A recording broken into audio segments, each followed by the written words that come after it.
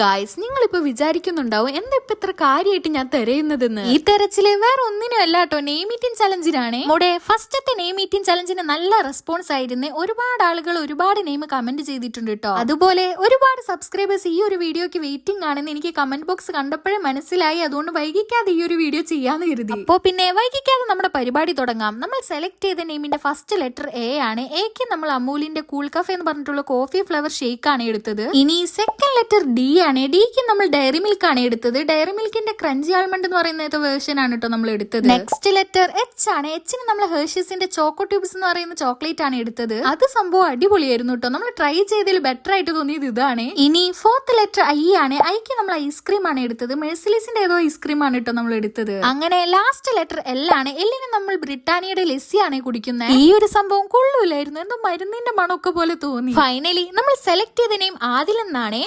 ഇനിയും name meeting challenge വേണമെന്നുള്ളവര് താഴെ എന്തായാലും നെയിം കമന്റ് ചെയ്യണേ എന്ന് കരുതി. കഴിഞ്ഞ വീഡിയോയിൽ കമന്റ് ചെയ്തവരൊന്നും വിഷമിക്കേണ്ട, നമ്മൾ ഷുവർ ആയിട്ട് ഇനിയും നെയിം മീറ്റിംഗ് ചലഞ്ച് ഇൻക്ലൂഡ് ചെയ്യും കേട്ടോ. എന്നാൽ ഇന്നത്തെ വീഡിയോ ഇത്രയേ ഉള്ളൂ. സബ്സ്ക്രൈബ് ചെയ്യാത്ത കൂട്ടുകാർ സബ്സ്ക്രൈബ് ചെയ്ത് സപ്പോർട്ട് ചെയ്യണേ. Thanks for watching.